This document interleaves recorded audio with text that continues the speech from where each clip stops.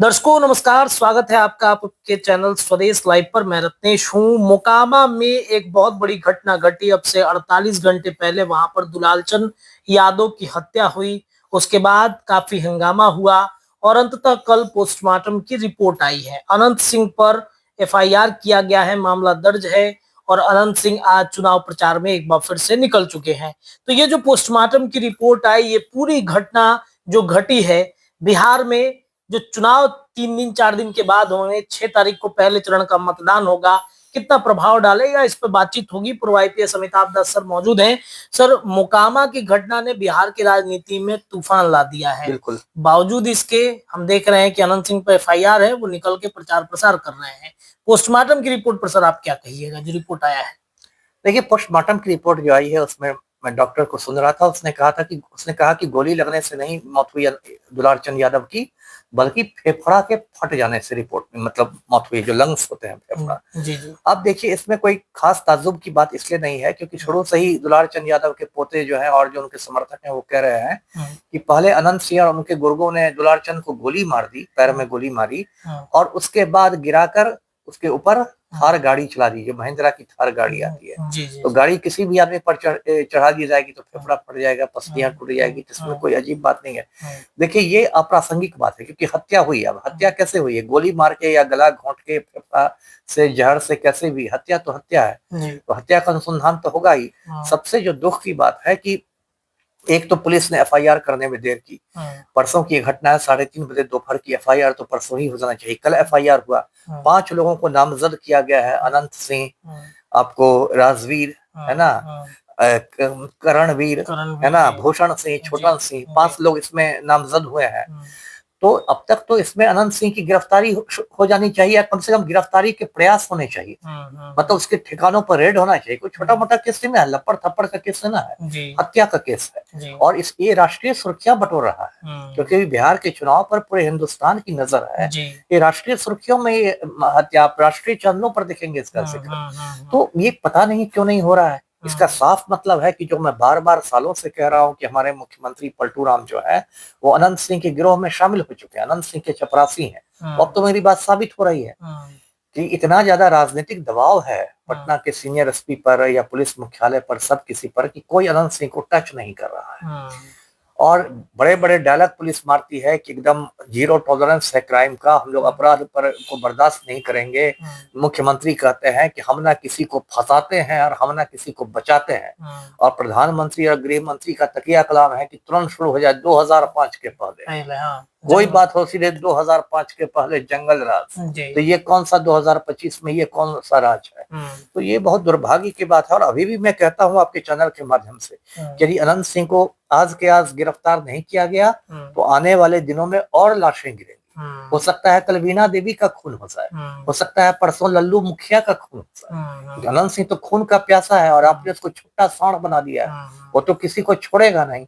और यदि और लाशें गिरती है तो उसके लिए पूरी तरह चुनाव आयोग जिम्मेदार होगा और बिहार पुलिस प्रशासन जिम्मेदार होगा। सर, वर्तमान में जो चुनाव आयोग की कार्यशैली है या फिर बिहार पुलिस प्रशासन की कार्यशैली है, एक आपने चर्चा भी किया कि पहले ऐसा नहीं होता था, पहले काफी सख्ती बरती जाती थी, इलेक्शन कमीशन काफी चुनाव जो है वो कराता था सख्ती के साथ। तो ये जो सवाल सर उत्पन्न हो रहे हैं, सब लोग सवाल कर रहे हैं कि क्यों ऐसा हो रहा है? अब हो रहा है, ये पतन है। मैंने वो दौर भी देखा है, मतलब जिलों में एसपी था उसमें चुनाव आयोग का मतलब ऐसा खौफ रहता था कि एक पत्ता नहीं खड़कता था, ऐसा खौफ रहता था। और छोटी छोटी घटनाओं पर डीएम नप जाते थे, एसपी नप जाते थे और किसी को निलंबित हो जाते थे लोग, मतलब बहुत खौफ रहता था।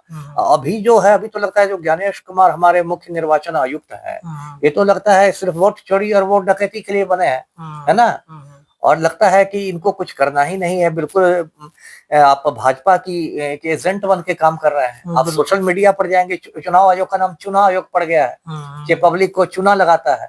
कुछ लोगों ने चुनाव आयोग का नाम केचुआ रख दिया है, केंद्रीय चुनाव आयोग, संक्षेप में केचुआ। तो इतनी आपकी लानत मलामत हो रही है, चुनाव आयोग पर वोट चोरी के गंभीर आरोप लग रहे हैं, दुनिया भर में आपकी थूका फजीहत हो रही है और ज्ञानेश कुमार अपनी बेटी को नोएडा का डीएम बनवा रहे हैं। तो ये तो बहुत दुख की बात है कि चुनाव आयोग जो एक संवैधानिक संस्था है, मतलब भारत के संविधान में जिसका प्रावधान किया गया है वो इस तरह से विफल हो गई है कि नंगा नाच हो रहा है। ये घटना के बाद देखिए, दुलार चंद की हत्या के बाद वीणा देवी पर हमला हुआ है, कल पंडारक थाना में FIR हुआ है, दुलार चंद की शव यात्रा पर गोलीबारी हुई है, आनंद सिंह मुझ पर ताव देके निकला हुआ एकदम प्रचार में वोट मांग रहा है।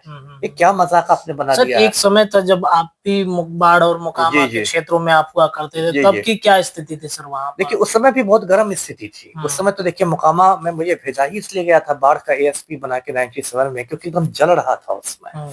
और उस समय यूपी का बहुत बड़ा डॉन था श्री प्रकाश शुक्ला, जो बाद में मारा गया मुठभेड़ में। जब यूपी से भागता तो मोकामा में वो पनाह लेता था सूरज भान के यहाँ, और पुलिस ने इन लोग के खौफ से गश्ती बंद कर दी थी। मैंने जाने के बाद गश्ती शुरू हुई है और उसमें मुठभेड़ हुआ, सूरज भान के पैर में गोली लगी, अभी भी वो ठीक से नहीं चल पाता है। सर वो गोली आपने मारी थी? हमने नहीं मारी थी, मेरी टीम ने मारी थी। अच्छा, मतलब और वो लंगड़ा त्यागी लोग उसको कहते हैं। और उस गोलीबारी में एक दरोगा था मोकामा थाना का, मुरली मनोहर माझी नाम था, उसके फेफड़े के पास गोली लगी थी। और उस रात में 1 मिनट नहीं सोया था। उसको नाजरत अस्पताल है मोकामा में, उसमें भर्ती कराया गया।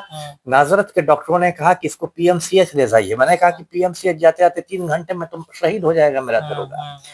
तो वहां जो भीड़ जमा हो गई थी, पब्लिक जो जमा हो गई थी, उन लोगों से मैंने रक्तदान करवाया, खून दिलवाया, और रात भर सर्जरी करके गोलियां निकाली गई है, और तब मुरली मनोहर माझी बचा है। अब तो सर कहीं DSP बन गया है। तो ये सब हमने दिन देखा है। और अभी सर वर्तमान में ऐसा कुछ आप देख रहे हैं, वर्तमान में देख रहे हैं, सिर्फ रिपोर्ट मांगी जा रही है। बताइए, अनंत सिंह जाता है CM हाउस में, सिगरेट सुलगाता है, पलटू राम के मुंह पर धुआं छोड़ता है। क्या स्थिति हो गई है बताइए। और ये IAS IPS लोग मर्दाना कमजोरी के शिकार हो गए हैं, किसी में हिम्मत नहीं है कुछ करने की। एक अंतिम प्रश्न होगा कि अगर इस तरह की परिस्थितियां रही, बाकी जगहों पर भी जो बाहुबली होंगे उनका वर्चस्व बढ़ जाएगा? एकदम बढ़ेगा। ये तो पूरे बिहार के लिए अशुभ संकेत है। अभी देखिए शुरू हो गई चुनावी हिंसा, तो शुरू हो गई है। अभी 2-3 दिन पहले टेकारी में देखिए अनिल शर्मा पर हमला हुआ है ना, हम के प्रत्याशी पर। अभी उपेंद्र कुशवाहा के समर्थकों पर पिता पुत्र की हत्या हो गई है, आरा में हत्या हो गई है। चुनावी हिंसा तो शुरू है, और भी हत्याएं होगी। मतदान के दिन भी लाशें गिरेंगी, क्योंकि प्रशासन जो है वो बिल्कुल बौना हो गया है माफिया के आगे। जी चलिए सर, बहुत शुक्रिया बातचीत करने के लिए। तो पूर्व IPS अमिताभ दास सर मौजूद थे और उन्होंने बताया कि किस तरीके से जो ये घटनाएं घट रही हैं वो अशुभ संकेत है बिहार के लिए, आने वाले वक्त के लिए। आपको क्या लगता है? अपनी राय कमेंट में डालिए। जुड़े रहिए स्वदेश लाइव के साथ। बहुत बहुत शुक्रिया।